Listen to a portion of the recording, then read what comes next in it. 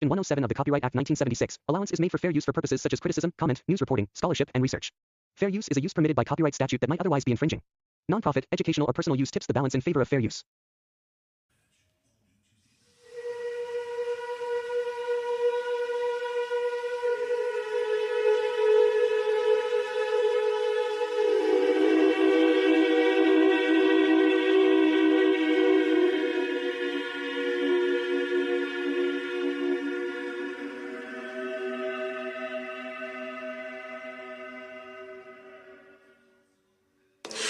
Flammas eius, Lucifer matutinus inveniat.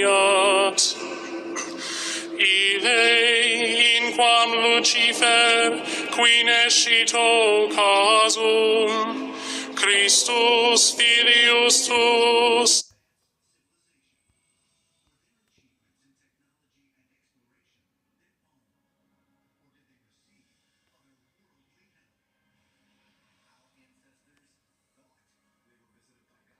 qui regressus ab inferis, humano generis serenus iluxit, et tecum vivit et regnat in saecula saeculorum.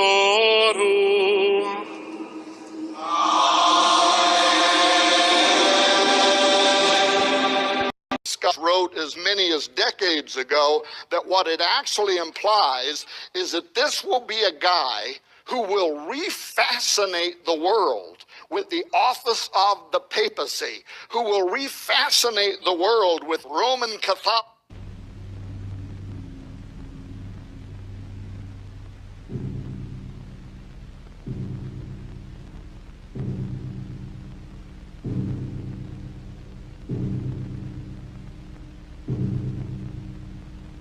Franco says, we are Catholics. In Spain, one is a Catholic or one is nothing. The head of the Catholic Action Party says, Crusaders of Spain, we must conquer. Conquer as Spaniards always have, with a sword in our hands, courage in our hearts, and a prayer on our lips. The Bishop of Badajoz says, we must join together to rebuild the Spain of Ferdinand and Isabella. The cross and the sword together will return glory to our native land. The Reverend Father Ignacio Menendez Regada says, the rebellion was not only right, it was a duty. The Spanish National War was a holy war, the most holy the world has ever known. The Archpriest of Burgos says during High Mass, you who listen to me, you who call yourselves Christians, show no mercy on the destroyers of churches and the murderers of priests. May their seed be trampled underfoot, for it is the evil seed, the devil's seed. Spain Semana Santa, Holy Week, is a breathtaking blend of solemn ritual, artistic mastery, and spiritual devotion. For 1 week each spring, Spain transforms into a living theater of faith, memory, and emotion.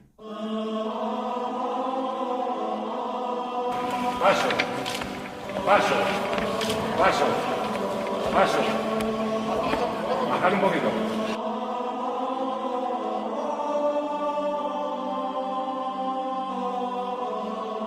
Whether you're Catholic, curious, or just simply a lover of culture, this is an experience that captures the soul. Be sure to watch until the end when I talk about some typical Spanish sweets that are popular around this time of year. The most iconic element of Semana Santa is the procession.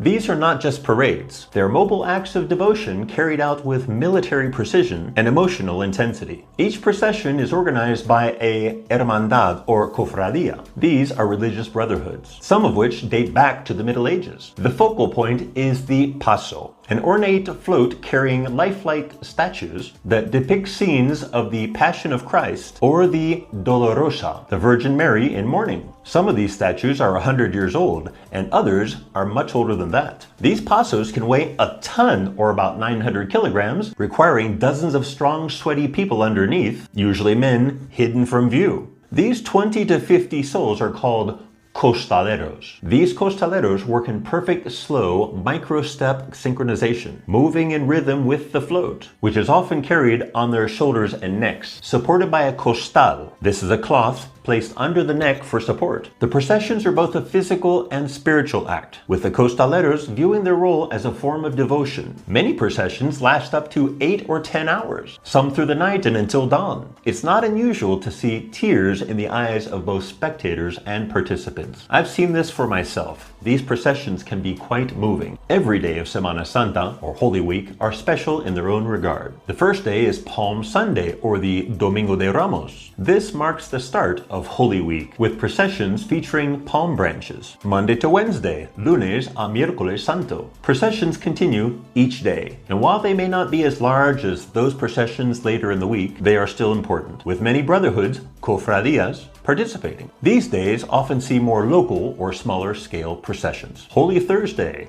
Jueves Santo. Holy Thursday, also known as Maundy Thursday, commemorates the Last Supper of Jesus Christ with his disciples, where he established the sacrament of Holy Communion and the priesthood, and predicted his betrayal and death. Good Friday, Viernes Santo. Silent, somber processions commemorate Jesus' walk to his crucifixion, a central event in Christian faith, marking the culmination of Holy Week. Easter Sunday, La Pascua, Domingo de Resurrección. This day marks the celebration of the resurrection of Jesus Christ. The processions are more joyful and celebratory, featuring the risen Christ and other joyful symbols of resurrection. Music plays a key role. Brass bands, sometimes accompanied by drums and oboes, perform marchas procesionales. These are slow, mournful pieces composed specifically for these events. The rhythm guides the pace of the float and enhances emotional power. And then there's the saeta, a spontaneous flamenco lament, often sung a cappella from the balconies. The street falls silent, and a single voice pierces the night, crying out to the Virgin or Jesus Christ with raw, unfiltered emotion. It's chilling, unforgettable, and can make the hairs on the back of your neck stand up. It's often at these moments when believers and non-believers alike are seen to shed a tear or two. Seville, or Sevilla, is the home to the most famous and most popular Semana Santa, known for elaborate processions, huge crowds, and emotionally charged saetas. Here, thousands of pointy-capped Nazarenos walk in silence, forming processions that span kilometers. I've seen this with my own eyes, in fact. My Spanish wife and I, we rented chairs next to the Seville Cathedral, and we watched procession after procession until dawn. It was a magical experience. We're going to talk about the surprising Catholic roots of Mardi Gras today on Made for Glory. Have observed the days leading up to Easter in a time called Lent. And usually Lent is 40 days long, patterned after Jesus' 40 days of fasting and prayer in the desert before he began his public ministry.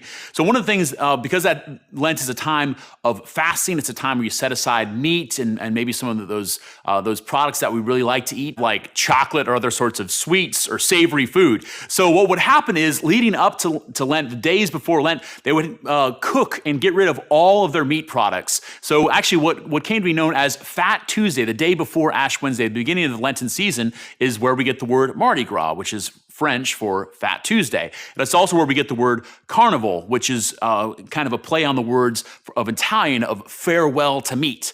So that day of celebration, that day of exuberance and joy and eating good food and listening to music, though oftentimes in today's world it devolves into debauchery, what it's supposed to be really is a celebration of the good things in life as we prepare for the very important Lenten journey, that time of sacrifice, that time of introspection and prayer, where we take time in silence in meditating on the passion of our Lord Jesus Christ, his love for us, that is preceded with that celebration. So the sinful aspects of Mardi Gras are not something that we want to exalt, because I think those are problematic for their own reasons. It is important for us to look at Mardi Gras as a distinctly Catholic and Christian event that helps us to prepare our minds and hearts and even our homes for what's coming during the Lenten season. So this year, you have an opportunity to celebrate Mardi Gras, to celebrate Fat Tuesday. but more importantly, to let that be a precursor that helps you to step into that time of walking with Jesus, of fasting with Jesus, of praying more with Jesus,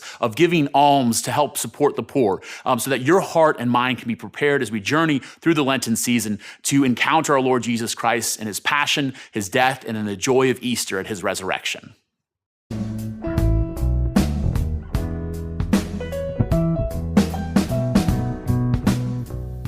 I'm Deacon Keith Fournier, the editor-in-chief of Catholic Online, here to speak about Mardi Gras. That period of time right before Ash Wednesday and the 40 days of Lent. What is it and where did it come from? Mardi Gras goes back to Europe. And remember, Europe had deep Christian roots, and the church was woven into European culture. And people used to celebrate right before Ash Wednesday, because they knew that for 40 days we would enter into this period of fasting and abstinence to get ourselves ready for Holy Week, the Passion of the Lord, and the great celebration of Easter. And in particular, in France, Mardi Gras has its roots. And as the French began to colonize and came here, so too Mardi Gras as a celebration took root, particularly in New Orleans, but throughout the South. Even the particular aspects of the Mardi Gras, such as the use of masks, can be traced back to Christian roots. There were deep divisions according to class in Europe, and the mask made it possible for people to celebrate Mardi Gras together, irregardless of caste or class. Now remember, Christianity proclaims that we are brought together and there are no divisions among us in Jesus Christ. Similarly, the use of torches and fire have religious symbolism. But unfortunately, Mardi Gras, especially as we have moved away as a culture from God, has also become known to be associated with immorality and debauchery. And as Christians, we cannot participate in that. But can we celebrate Mardi Gras? Of course we can. Enjoy it, have fun. If there's a parade, march in the parade, but do so with dignity, because you are a Christian. Enjoy good food, and yes, a few glasses of wine. The psalmist tells us that wine was created to make men and women's hearts merry. So if you're so inclined, there's nothing immoral about it. Remember what we're doing. We're having fun. And having fun and being a Christian are not at odds with one another. One of the things we can do as Christians in a West that has all but forgotten God is to re-Christianize it. You see, it's been a part of the Christian approach to culture from the very beginning, that when we are finding ourselves in a culture and among a people that have forgotten God, we don't wag the finger. We help them to find Him again. And we look within that culture for the seeds of goodness. And then we baptize and celebrate even their holidays by giving them new Christian meaning. So let's re-Christianize Mardi Gras. Have fun. Enjoy your family and friends. And remember, the next day after Fat Tuesday is Ash Wednesday. May God bless you and your family in the name of the Father and the Son and the Holy Spirit. Amen.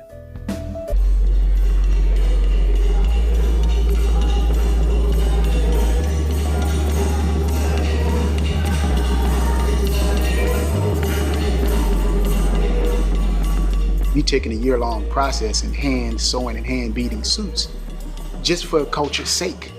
So it's a very, very passionate thing to actually be involved in this tradition.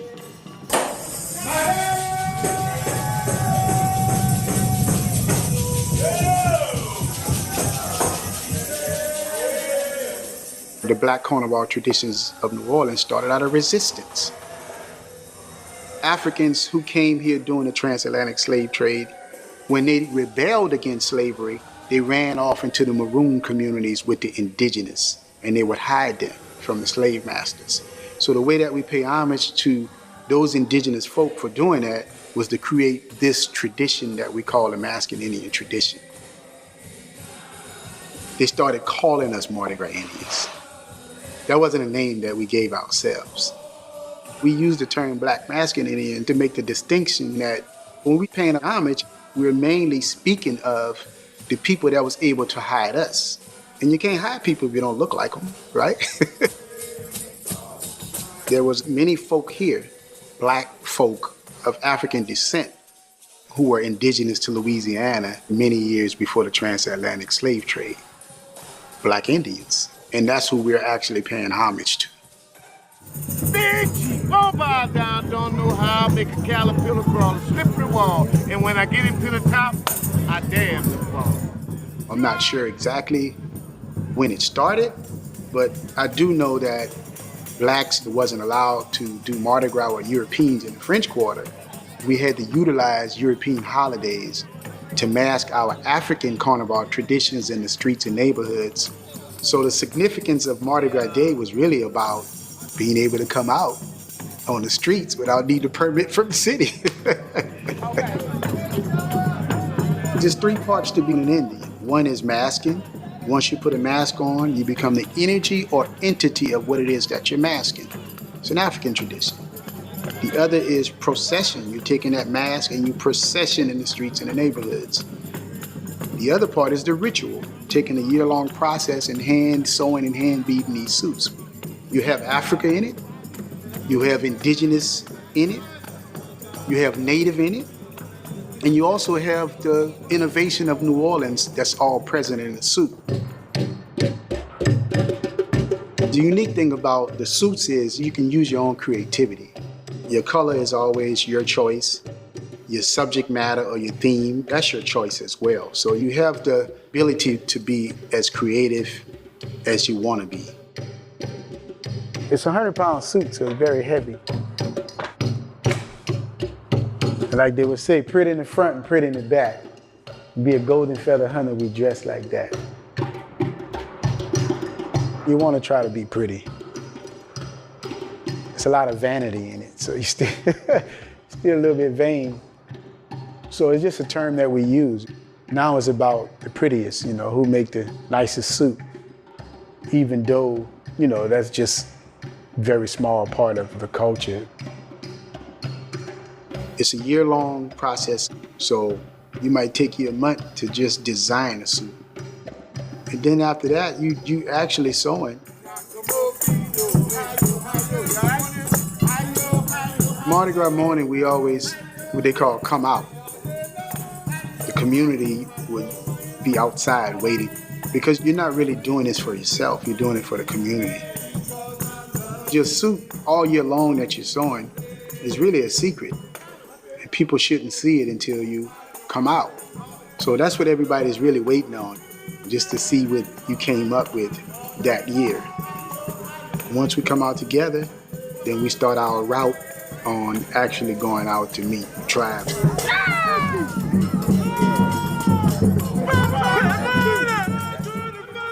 When you actually meet a tribe, we battle with the suits, with the craftsmanship.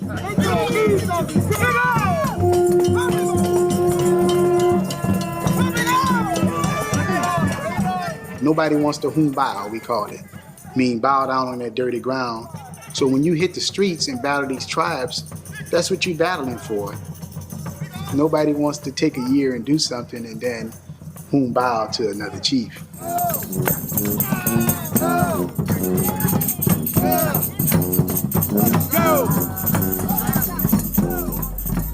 When you design something in your head and at the end of a year you see that design meeting the expectation or sometimes exceeding the expectation, the beauty of it, it becomes addictive.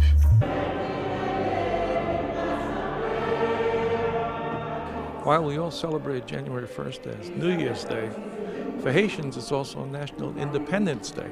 And so Haitian Catholics from all over Brooklyn and Queens have come today to St. Joseph's Co-Cathedral in Prospect Heights to celebrate a Mass of Thanksgiving with Bishop Nicholas DiMarzio.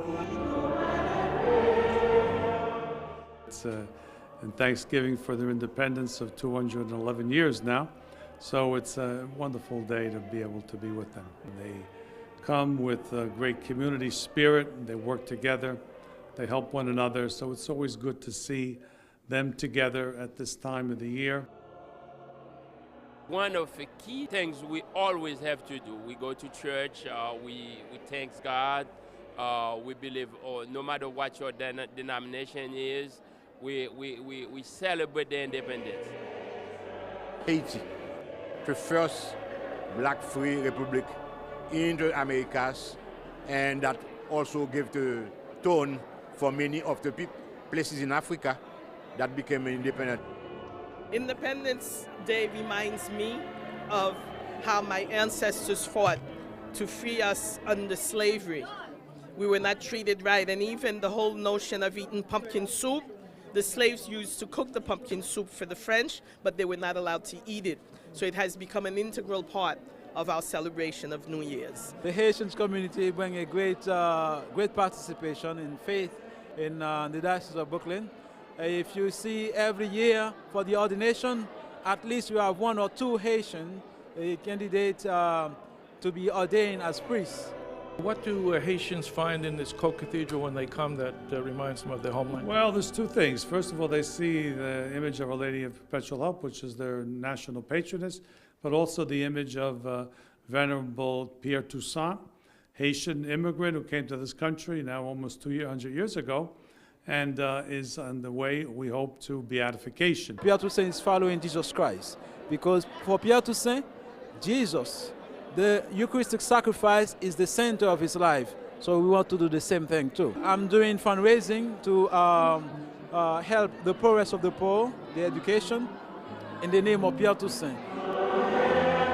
We want to continue the legacy of Pierre Toussaint, to work with the poor, to help them. So the celebration is continuing here in the undercroft of St. Joseph's Co-Cathedral. And while many of the people here confess that they started their partying last night, nobody seems to be in a big rush to go home. For Currents at St. Joseph's Co-Cathedral, I'm Ed Wilkinson.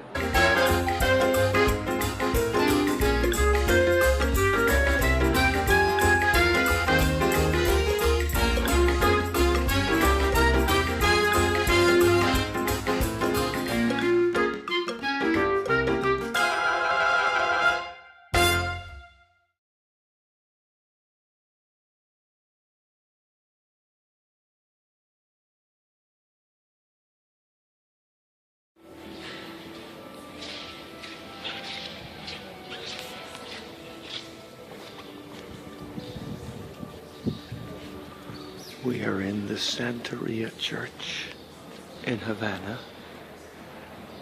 I just learned that the word Santaria comes from the Yoruba language from East Africa and means something about God in your head.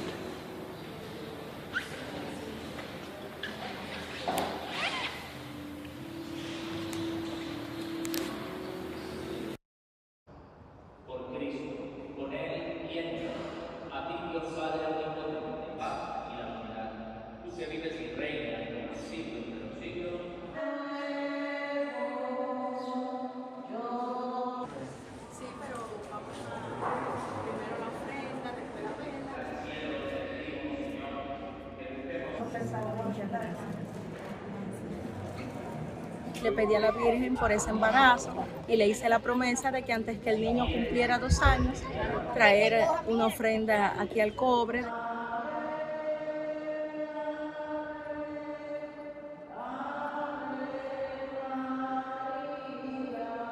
Cuando uno ve llegar a los peregrinos acá al cobre y los ve con la mano en el corazón, con la mirada levantada, en el trato, el vínculo, la relación, tú sientes que es una relación hijo-madre.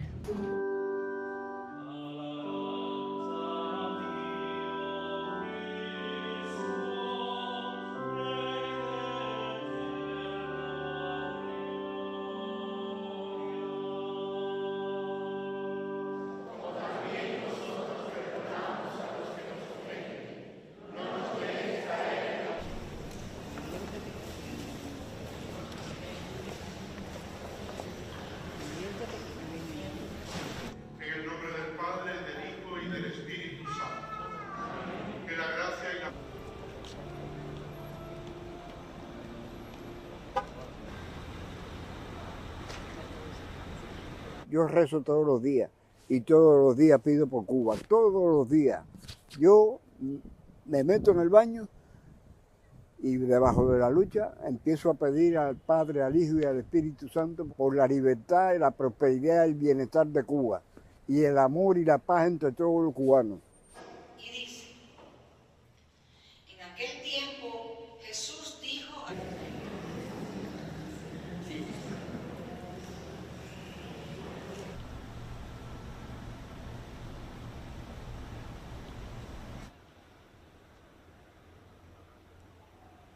lo que eres, tu idiosincrasia, tu religión, nunca se pierde a donde vayamos. Porque cubanos hay en el mundo entero, lo que no donde quiera está la iglesia de la caridad. Entonces tenemos el privilegio que está en Cuba y la tenemos acá en Miami.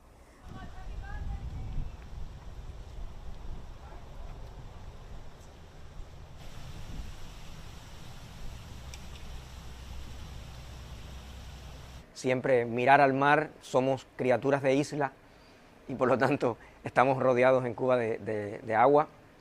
Por lo tanto, mirar al mar y saber que Cuba está ahí al otro lado, pues es siempre un sentimiento de nostalgia, de dolor, pero también de esperanza. Now, I mean, I know you done had a few near-death experiences. Yeah. And my question would be, is it because you had the Bible on the dash that you survived? Yeah, I got to say it was. You Yeah. know what I'm saying?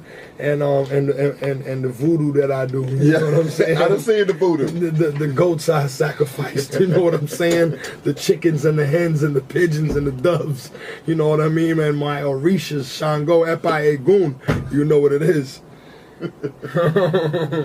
Tell me about those experiences right there, and how were you able to come back to the music after surviving those? I mean, truck getting shot up and all that crazy stuff, man. Yeah, you know, that was just one incident, you know what I mean? There's plenty more, but that's the one that I could really say, you know, that won't get anybody in trouble, you know what I'm saying? And, you know, I'm just, you know, we blessed, man. That's all I could say is just the hand of God, man, you know what I mean, that came down and shielded us from those bullets, and the hand of God that came down and took me out that jail cell and had the judge dismiss a life sentence, you know what I mean, with a prosecutor going for a life sentence. You know, the state of Florida, you know, I had to give him back that charge. I don't need that. You can have it. You know what I'm saying? Gave it right back. And I just had to change something within myself in order to move forward. You know what I'm saying? Because if you do what you always done, you get what you always got. So I got out and you know, I changed my whole pattern. I changed my mentality. I changed my leech friends. You know what I'm saying? My rat friends. You know what I mean? My fake co-defendants. All that had to switch up. You know what I mean? In order to get to where I'm at now. Exactly. Now, I mean, what was going through your mind when you were sitting over there facing that life sentence, though? No rice, no shrimp, no champagne. Couldn't get none of that no more. No pretty girls, no mama, no son, no studio, no radio, no nothing, no brute Bel Air champagne, no nothing, man, no iPhone, no nothing. I couldn't take it. I couldn't take it, and I promised God. I said, if you get me up out of here, I'm gonna leave gunplay in the jail. I'm coming out Don Logan. Yeah. You know what I'm saying? I'm gonna leave gunplay on the record, man. He ain't letting them go ham and go spaz out on the records. Not in real life no more. You know what I'm saying? I don't even raise my voice even.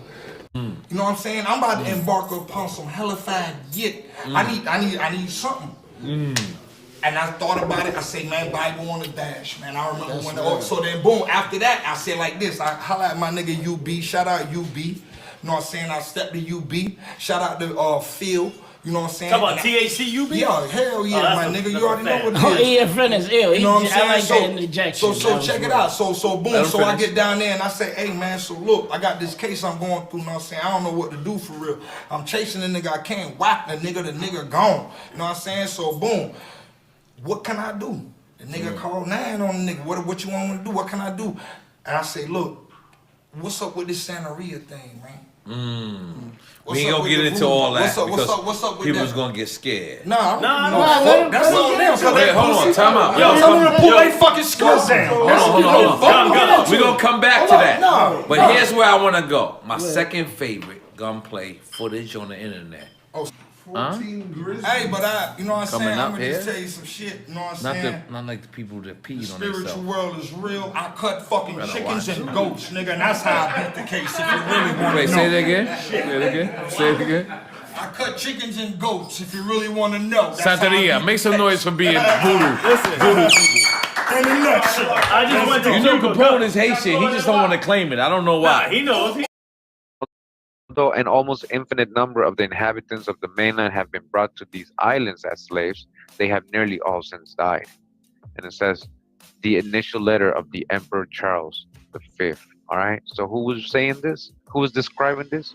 Charles V. And what were they putting on their face and in their arms? With a hard iron, a mark of C for Charles V. C for Charles V.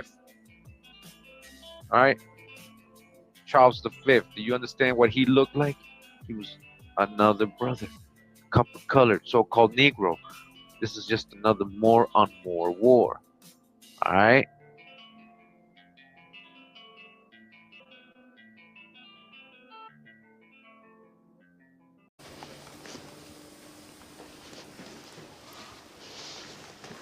And that was a few concluding remarks by the Holy Father, Pope Francis.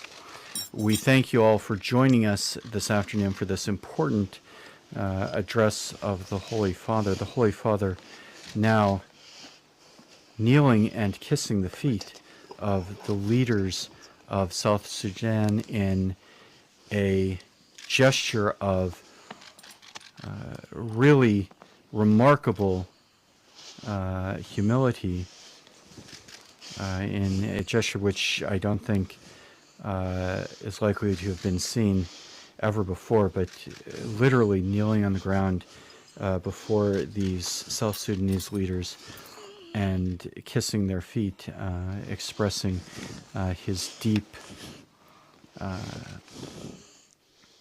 sentiments in the face of this, as he himself said, very unique spiritual meeting and gathering of civil leaders and this retreat for peace.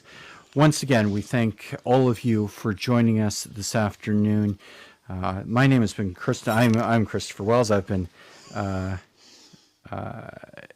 giving the Holy Father's words, the English translation of his words. We'll leave you with these images of the Holy Father demonstrating his regard for these leaders. Hear ye the word which the Lord speaketh unto you, O house of Israel. Thus saith the Lord, learn not the way of the heathen, and be not dismayed at the signs of heaven, for the heathen are dismayed at them. For the customs of the people are vain. For one cutteth a tree out of the forest, the work of the hands of the workman with the axe. They deck it with silver and with gold. They fasten it with nails and with hammers, that it move not. They are upright as the palm tree, but speak not. They must needs be born, because they cannot go. Be not afraid of them, for they cannot do evil, neither also is it in them to do good. For as much as there is none like unto thee, O Lord, thou art great, and thy name is great in might.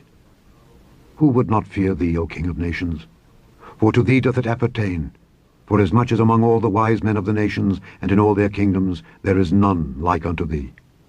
But they are altogether brutish and foolish. The stock is a doctrine of vanities. Silver spread into plates is brought from Tarshish, and gold from Uphaz, the work of the workman, and of the hands of the founder. Blue and purple is their clothing. They are all the work of cunning men. But the Lord is the true God. He is the living God, and an everlasting King. At his wrath the earth shall tremble, and the nations shall not be able to abide his indignation. Thus shall ye say unto them, the gods that have not made the heavens and the earth, even they shall perish from the earth and from under these heavens. He hath made the earth by his power. He hath established the world by his wisdom, and hath stretched out the heavens by his discretion. When he uttereth his voice, there is a multitude of waters in the heavens, and he causeth the vapours to ascend from the ends of the earth. He maketh lightnings with rain, and bringeth forth the wind out of his treasures. Every man is brutish in his knowledge. Every founder is confounded by the graven image. For his molten image is falsehood, and there is no breath in them. They are vanity, and the work of errors. In the time of their visitation they shall perish. The portion of Jacob is not like them, for he is the former of all things, and Israel is the rod of his inheritance. The Lord of hosts is his name. Gather up thy wares out of the land, O inhabitant of the fortress. For thus saith the Lord, Behold, I will sling out the inhabitants of the land at this once, and will distress them, that they may find it so. Woe is me for my hurt, my wound is grievous. But I said, Truly this is a grief, and I must bear it. My tabernacle is spoiled, and all my cords are broken. My children are gone forth of me, and they are not. There is none to stretch forth my tent any more, and to set up my curtains. For the pastors are become brutish, and have not sought the Lord. Therefore they shall not prosper, and all their flocks shall be scattered. Behold, the noise of the brute is come, and a great commotion out of the north country, to make the cities of Judah desolate, and a den of dragons. O Lord, I know that the way of man is not in himself. It is not in man that walketh to direct his steps. O Lord, correct me, but with judgment, not in thine anger, lest thou bring me to nothing. Pour out thy fury upon the heathen that know thee not, and upon the families that call not on thy name. For they have eaten up Jacob, and devoured him, and consumed him, and have made his habitation desolate.